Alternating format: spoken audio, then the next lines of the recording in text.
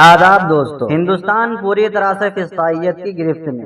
جمعیت علماء ہند کے صدر مولانا ارشد مدنی نے 3 نومبر کو دہلی میں ہونے والی کانفرنس کی جائزہ میٹنگ میں ملک کی صورتحال، نت نئے قوانین کے ذریعے مسلمانوں کو نشانہ بنانے اور نبی کریم صلی اللہ علیہ وسلم کی شان میں گستاخی کے واقعات پر سخت برہمی ظاہر کی۔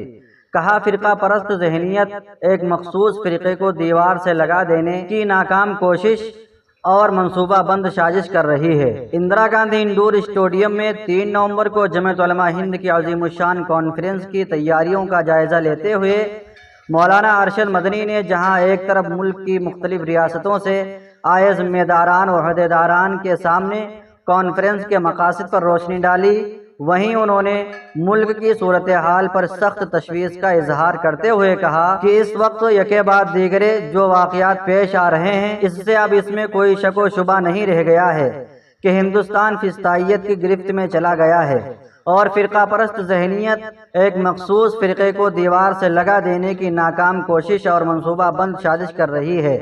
جمعیت علماء ہند کے دفتر میں اپنی تنظیم کے نمائندوں سے خطاب میں صدر جمعیت علماء ہند نے مزید کہا کہ نہ صرف نئے تنازعات کے ذریعے مسلمانوں کو اکسانے کی کوششیں ہو رہی ہیں، بلکہ انہیں کنارے لگا دینے کی منصوبہ بند سازشیں بھی ہو رہی ہیں۔ مذہبی منافرت اور شدت پسندی کو ہر سطح پر بڑھاوا دیا جا رہا ہے۔ اتحاد و یکجہتی کو ختم کرنے کے لیے دلوں میں نفرت کے بیج بوئے جا رہے ہیں اور ایک مخصوص فرقے کو نشانہ بنانے کے لیے آئے دن نئے قوانین بنائے جا رہے ہیں۔ انہوں نے اس کو دستور کی بالادستی کو ختم کر کے مذہبی منافرت اور شدت پسندی کو ہر سطح پر بڑھاوا دیا جا رہا ہے۔ اتحاد و یکجہتی کو ختم کرنے کے لیے دلوں میں نفرت کے بیج بوئے جا رہے ہیں اور ایک مخصوص فرقے کو نشانہ بنانے کے لیے آئے دن قوانین بنائے جا رہے ہیں۔ آمرانہ رویے کے ذریعے لوگوں میں خوف و دہشت پھیلائے جانے کی کوشش قرار دیا۔ انہوں نے کہا کہ ایسے میں جمعیت علماء ہند خاموش نہیں بیٹھ سکتی۔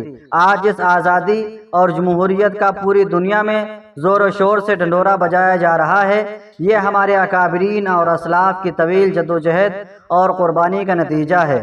انہوں نے پھر اس بات کا اعادہ کیا کہ مہاتما گاندھی جی، مولانا مدنی، مولانا آزاد اور مفتی کفایت اللہ جیسے رہنماؤں نے جس ہندوستان کا خواب دیکھا تھا وہ یہ ہندوستان ہرگز نہیں۔ انہوں نے ایسے ہندوستان کا خواب دیکھا تھا جس میں بسنے والے تمام لوگ نسل و برادری اور مذہب سے اوپر اٹھ کر امن و آشتی کے ساتھ رہ سکیں۔ اس لیے ہم خاموشی سے اس آزادی کو تاراج اور تباہ ہوتے ہوئے نہیں دیکھ سکتے۔ انہوں نے کہا کہ کانفرنس کا مقصد ملک میں جمہوریت کی سربلندی اور دستور کے تحفظ کو یقینی بنانے کے ساتھ ساتھ امن و آشتی اور باہمی اخوت و بھائی چارگی اور محبت کی صدیوں پرانی روایت کو نئی زندگی دینا ہے۔ مولانا مدنی نے یہ بھی کہا کہ وقف ترمیمی بل کی آڑ میں وقف املاک کو ہڑپنے اور ہمیں اس قیمتی ورثہ سے محروم کر دینے کی جو سازش ہو رہی ہے، اس سازش کو بھی بے نقاب کیا جانا ضروری ہے۔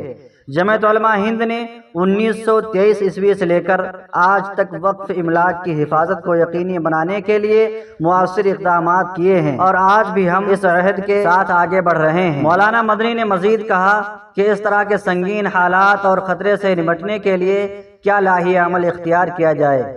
کانفرنس میں اس پر سیر حاصل بحث کر کے آگے کے لیے روڈ میپ بھی تیار کیا جائے گا۔ انہوں نے نبی کریم صلی اللہ علیہ وسلم کی شان میں گستاخی کے واقعات پر سخت برہمی کا اظہار کرتے ہوئے کہا کہ سپریم کورٹ کی سخت تنبیہ اور نفرت انگیزی کے خلاف رہنما خطوط کے باوجود شرپسند عناصر کو آزاد چھوڑ کر ان کی حوصلہ افزائی کی جا رہی ہے۔